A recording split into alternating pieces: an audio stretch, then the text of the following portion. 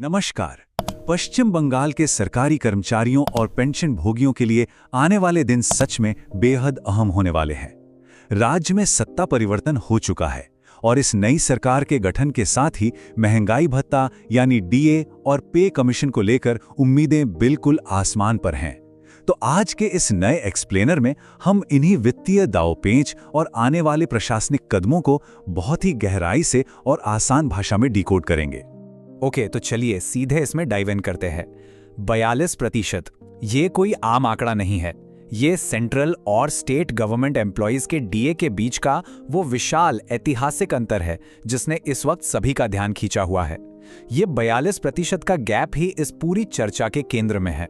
और हाँ, आगे बढ़ने से पहले एक छोटा सा रिमाइंडर, ऐसे ही डेटा पर आधारित सटीक और टू द पॉइंट एक्सप्लेनर आगे भी पाने के लिए हमारे इस चैनल को जरूर सब्सक्राइब कर लें। आज के हमारे इस एक्सप्लेनर का रोड मैप कुछ इस तरह रहेगा। पहला, वर्तमान डीए की असल हकीकत। दूसरा, नई सरकार के वादे। तीसरा, पे कमीशन लागू करने की टाइमलाइन। और चौथा, आगामी कैबिनेट बैठक की अहमियत। तो चलिए फटाफट शुरू करते हैं पहले भाग से, वर्तमान डीए की हकीकत।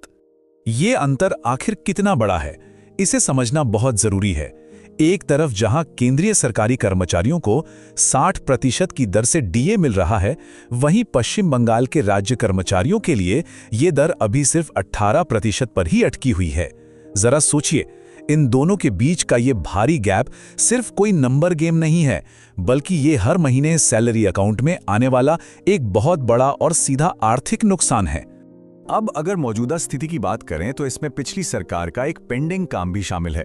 पिछली ममता बनर्जी सरकार ने 5 फरवरी को 4% डीए बढ़ाने की घोषणा की थी, जिसे 1 अप्रैल से लागू होना था। लेकिन हैरानी की बात यह है कि अभी तक इसका कोई भी ऑफिशियल ऑर्डर जारी ही नहीं हुआ है। मतलब ये हवा में ही है। ये एक ऐसी प्रशासनिक उलझन है जिसका हल निकालना इस नई व्यवस्था के लिए काफी बड़ी चुनौती होने वाली है। अब आते हैं दूसरे हिस्से पर। नई सरकार ने आखिर वादे क्या किए हैं? यहाँ इस अहम बयान पर थोड़ा ध्यान देना जरूरी है। चुनाव से ठीक पहले केंद्रीय गृह मंत्री अमित शाह ने स्पष्ट रूप से एक ऑब्जर्वेशन दिया था। उन्होंने कहा था, पूरे देश में सरकारी कर्मचारियों को 7वां वेतन आयोग मिल रहा है, लेकिन पश्चिम बंगाल में अभी भी 6ठा आयोग ही चल रहा है। इस बयान ने सीधे तौर पर इस गहरी आर्थिक असमानता को हाईलाइट किया था। वैसे ऐसी ही बदलती नीतियों और बयानों के असल मायने समझने के लिए बीच बीच में याद दिला दूं कि चैनल को सब्सक्राइब करना ना भूलें।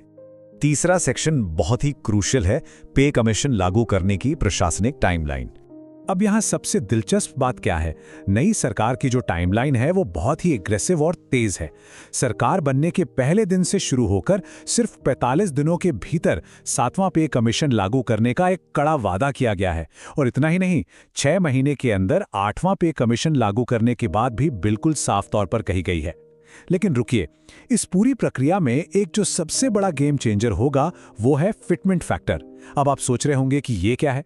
फिटमेंट फैक्टर दरअसल वो मल्टीप्लायर होता है जिसके बेसिस पर आपकी पुरानी बेसिक पे को नए पे स्केल में कन्वर्ट किया जाता है। आपकी असल सैलरी में आखिर कितना इजाफा होगा, ये पूरी तरह से इसी फिटमेंट फैक्टर के गणित पर टिका है। पॉसिबल फिटमेंट फैक्टर आखिर क्या हो सकता है और सरकार इस पर क्या फैसला लेगी, ये देखना वाकई दिलचस्प होगा। चलिए आगे बढ़ते हैं अपने चौथे और आखिरी भाग की तरफ, आगामी कैबिनेट बैठक की अहमियत। इस मोड़ पर यह जानना बहुत जरूरी हो जाता है कि नई सरकार के मुख्यमंत्री शुभेंदु अधिकारी ने अपनी पहली कैबिनेट मीटिंग के बाद आखिर क्या संदेश दिया था। उनका सीधा और स्पष्ट बयान था, अगले सोमवार हम मंत्रिमंडल की एक और बैठक करेंगे। आरजी कर सहित महिलाओं के खिलाफ अत्याचार, संस्थागत भ्रष्टाचार, पे कमीशन, महंगाई भत्ता यानी डीए और बकाये के विषय पर हम उस दिन चर्चा करेंगे। ये बयान बिल्कुल साफ कर देता है कि टेबल पर इस वक्त क्या-क्या मौजूद है। तो अगर हम सोमवार की इस बैठक के भारी भरकम एजेंडा को देखें तो इसमें शामिल हैं डीए, पे कमीशन का इम्प्लीमेंटेशन, बकाया एरियर और इसके साथ ही संस्थागत भ्रष्टाचार और आरजी कर जैसे गंभीर मुद्दे। इससे एक बात तो साफ है कि कर्मचारियों के फाइनेंशियल बेनिफिट्स के मुद्दे अब सरकार के प्राथमिक और बेहद गंभीर सामाजिक मुद्दों की लिस्ट में अपनी जगह बना चुके हैं। तो यहाँ सबसे महत्वपूर्ण पॉइंट ये निकल कर आता है कि क्या पिछली सरकार द्वारा घोषित लेकिन वो अटका हुआ 4% हाइक इसी में मर्ज कर दिया जाएगा या फिर एक बिल्कुल नया डीए रेट तय किया जाएगा?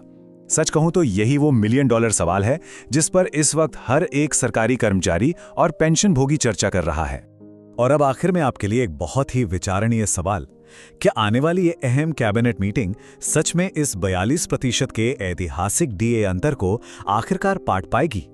ये सच में एक ऐसा मोड़ है जहां लाखों लोगों की वित्तीय उम्मीदें एक बहुत बड़े फैसले का इंतजार कर रही हैं। इस कैबिनेट बैठक का असल नतीजा क्या होगा और पॉसिबल फिटमेंट फैक्टर क्या निकल कर आता है, इसके सबसे सटीक और विस्तृत एक्सप्लेनर के लिए हमारे चैनल को अभी सब्सक्राइब जरूर कर लें, ताकि अगली बार जब हम मिलें तो पूरी तस्वीर आपके सामने बिल्कुल साफ हो। आज के इस एक्सप्लेनर से जुड़ने के लिए आपका बहुत बहुत धन्यवाद।